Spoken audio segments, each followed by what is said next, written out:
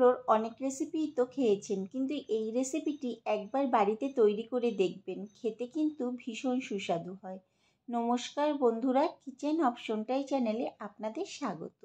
আমি এখানে পরিমাণ মতো চাল কুমড়ো একটু ডুমডুম করে কেটে নিয়েছি আর ভালো করে ধুয়েও নিয়েছি। আর কড়াইতে বেশ খানিকটা তেল বসিয়ে দিয়েছি। তেলটা ভালো মতো গরম হয়ে গেলে একটা বড় সাইজের পেঁয়াজ কুচি দিয়ে দিলাম।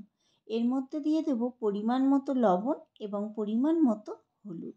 এখন পেঁয়াজটাকে বেশ ভালো করে ভেজে নেব। গ্যাসের ফ্লেমটাকে মিডিয়ামে রেখে পেঁয়াজটা ভাজতে হবে। দেখুন পেঁয়াজটা ভাজতে ভাজতে কিন্তু হালকা লাল হয়ে আসছে। আমি আরও 2 মিনিট মতো পেঁয়াজটাকে ভেজে নেব। যখন এরকম পর্যায়ে চলে আসবে তখন পেঁয়াজটাকে অন্য পাত্রে তুলে নেব।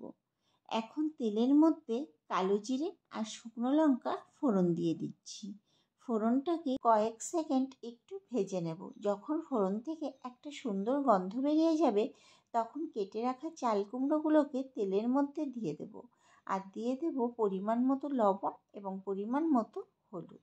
আর দিয়ে দেব কয়েকটা চেরা কাঁচা লঙ্কা। আমি এখানে 3-4টে চেরা কাঁচা লঙ্কা ব্যবহার করেছি। আপনারা আপনাদের প্রয়োজন মতো চালটা ব্যবহার করবেন। এখন নুন হলুদ মাখিয়ে ভালোভাবে নেওয়ার পর 2 থেকে 3 মিনিট একটু চাল কুমড়োটাকে ভালো করে ভেজে নেব, গ্যাসের ফ্লেমটাকে মিডিয়ামে রেখে। যখন চাল কুমড়োর গায়ে এরকম হালকা লাল হয়ে আসবে তখন গ্যাসের ফ্লেমটাকে একদম লো করে দিয়ে 10 মিনিটের জন্য ঢেকে দেব।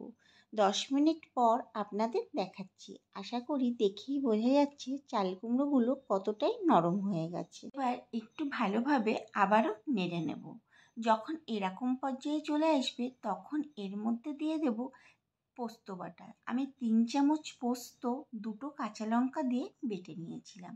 আর পোস্তর বাটিটা ধুয়ে একটু জল দিয়ে দিলাম। এবার সব কিছু ভালো করে একটু কষে নেব। তবে পোস্ত কিন্তু কষাতে বেশি সময় লাগে না। এবার এর মধ্যে দিয়ে দেব ভেজে রাখা পেঁয়াজটাকে। পেঁয়াজটা দিয়েও সব কিছুর সাথে বেশ ভালো করে নেড়ে নেব। ওই 2 থেকে 3 মিনিট মতো এইভাবে নেড়ে নিতে হবে। আপনারা যদি রেসিপিটি নিরামিষভাবে করতে চান তাহলে পেঁয়াজটা বাদ দিয়ে দিলেই হবে। দেখুন 2 থেকে 3 মিনিট পর আপনাদের দেখাচ্ছি।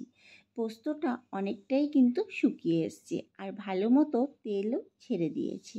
যখন এরকম পর্যায়ে চলে আসবে তখন এর মধ্যে দিয়ে দেব সামান্য পরিমাণ জল। ওই 1 কাপ মতো জল ব্যবহার করেছি।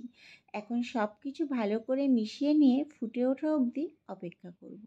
যখন এরকম ফুটে উঠবে তখন এর মধ্যে দিয়ে দেব হাফ চামচ মতো চিনি। তবে মিষ্টিটা আপনারা আপনাদের প্রয়োজন মতো ব্যবহার করবেন। এবার 2-3 মিনিট ফুটিয়ে নেব। 2 থেকে 3 মিনিট ফুটিয়ে নেওয়ার পর যখন জলটা শুকিয়ে আসবে তখন নুন আর মিষ্টিটা একবার টেস্ট করে নিয়ে কড়াই থেকে নামিয়ে নেব। তৈরি হয়ে গেল দারুণ স্বাদের চাল কুমড়ো পোস্তর রেসিপি। এই রেসিপিটি গরম ভাতের সাথে পরিবেশন করে দেখবেন, খেতে কিন্তু অসাধারণ লাগে। একবার হলেও এইভাবে বাড়িতে তৈরি করে দেখতে পারেন। রেসিপিটি ভালো লাগলে আমার চ্যানেলটিকে সাবস্ক্রাইব এবং ফেসবুক পেজ থেকে দেখে থাকলে পেজটিকে ফলো করে দেওয়ার অনুরোধ রইল। দেখা হচ্ছে নতুন একটি ভিডিওতে।